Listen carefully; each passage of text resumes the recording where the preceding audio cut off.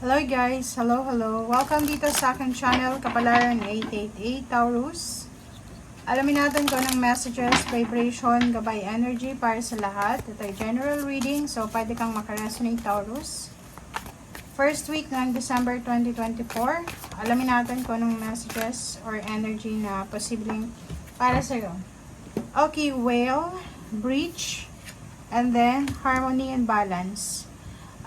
Nakikita ko sir dito na merong mga Taurus na siguro kung may trabaho ka, posibleng may unexpected ditong pangyayari. Pwedeng may pagkakataon na matanggal ka sa trabaho, pwedeng matigil yung trabaho mo, or pwedeng relationship, pwedeng may isang parang pagkakataon sa relationship mo na hindi mo masyadong matanggap, parang ganon. So, mag-ingat ka kasi nakikita ko sir dito na pwedeng yung expectation mo ay hindi mangyari. Okay? So, kung marami kang ini-expect sa buhay, like may ini-expect kang travel or relocation movements sa first week ng December, posibleng hindi siya mangyari. Nakikita ko sir dito na yung music, siya yung pwedeng makatulong sa'yo para maiba yung prospect mo ngayon. O parang medyo maayos yung mindset mo kasi parang nakikita ko na may disappointments dito, okay, rejection, and then pwedeng mayroong mga betrayal din, okay. Romance, angels are helping you, yun. So yun, if yung plano mo sa love life or may mga love life issues ka na hindi matuloy or maraming mga issues na kailangan mong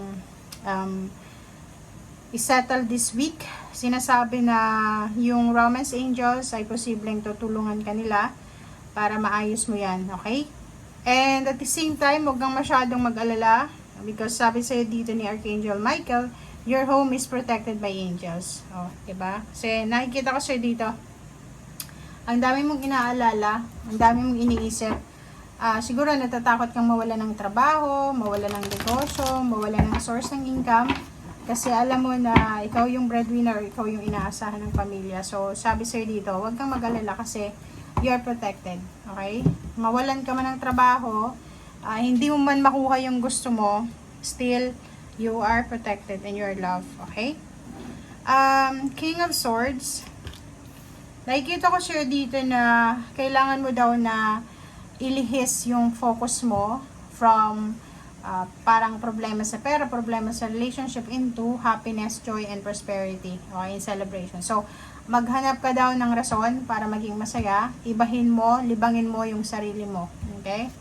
Nakikita ko sure dito, ang dami mong obligations, marami kang kailangan na bayaran, napaka-workaholic mo. So, kitang-kita natin dito na gabi at araw nagtatrabaho ka, overtime, full-time, may mga ginagawa kayo na parang tawag dito obligation, sinasalo nyo yung obligations ng buong family or sinasalo nyo yung obligasyon ng bawat isa, okay?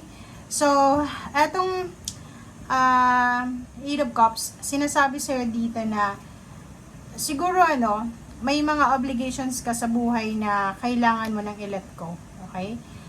Mayroon kang pinapasan na mga obligasyon, responsibilidad, mga duties na pwedeng hindi naman para sa'yo. Okay?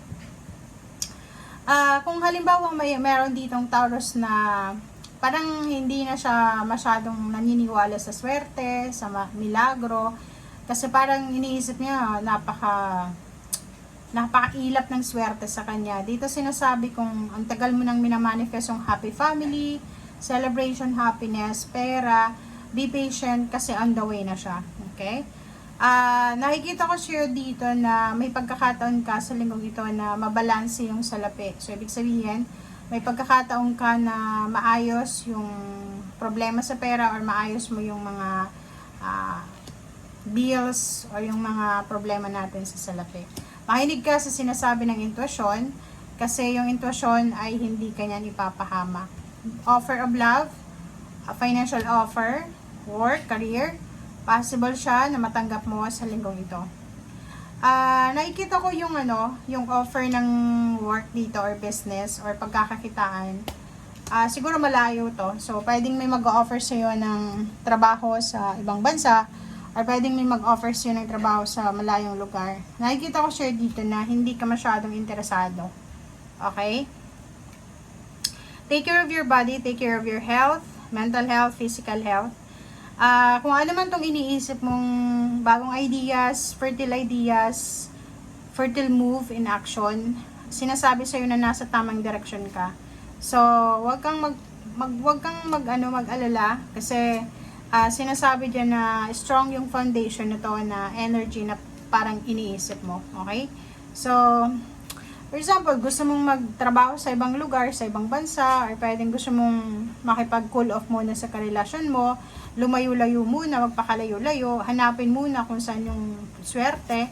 Sinasabi sir dito na go. Everything happens for a reason. So, maniwala ka na may swerte, maniwala ka na may milagro. Kasi once na nakaalis ka dyan sa comfort zone mo, once na nakaalis ka dyan sa lugar na parang feeling mo suffocated ka na, biglang magkakaroon ng parang shifting, 'di ba? Magta-transform yung environment mo, okay? Nakikita ko sure dito na may isang tao na pwedeng masasaktan siya sa decision making mo. Financially, pwedeng may isang tao na nag-a-ask sa iyo ng tulong financial. Pero nakikita ko imposible, lalo na yung iba na ang dami-dami yung kailangan bayaran. So kalma ka lang, okay? Huwag mong patulan kung sino man ang taong ito. Achievements, the World Guard Foundation. Nakikita ko sure dito, Taurus, na unti-unti mong matutupad yung mga pangarap mo sa buhay. But for now, kailangan mo munang mag-focus sa kung ano yung pinaka-importante, yung pinaka-priority mo. Like for example, ano ba yung priority mo ngayon sa buhay? Okay? So, tingnan mo to na page of wands. Ang page of wands na to is parang sinasabi sa'yo na huwag kang masyadong nakafocus sa wala ka, sa kung ano yung wala mo sa ngayon, yung mga weaknesses mo, o ano yung wala sa'yo, wala kang pera, wala kang relationship, wala kang bahay, wala kang sasakyan, wala kang ipon. Ayos lang yun, okay? Kasi darating yung araw, kung nasa tama kang direksyon na tinatahak ngayon, posibleng sa darating na araw, makukuha mo kung ano talagang deserve mo na blessings, okay? So, sinasabi na sa huli, ikaw pa rin ang successful, sa huli, ikaw pa rin yung masaya. So, sa huli, makukuha mo pa rin itong happiness, joy, prosperity, celebration, stability, balance, good health. Makukuha mo yung security dito, yung marireclaim mo yung power mo, kung ano yung nawala sa'yo, like health, medyo nanghina yung katawan mo, pwedeng makarecover ka sa health, or nanghina yung negosyo mo, makaka-recover ka sa negosyo mo or sa money. So, yun yung sinasabi sa'yo sa future. Okay? Thank you guys. Bye!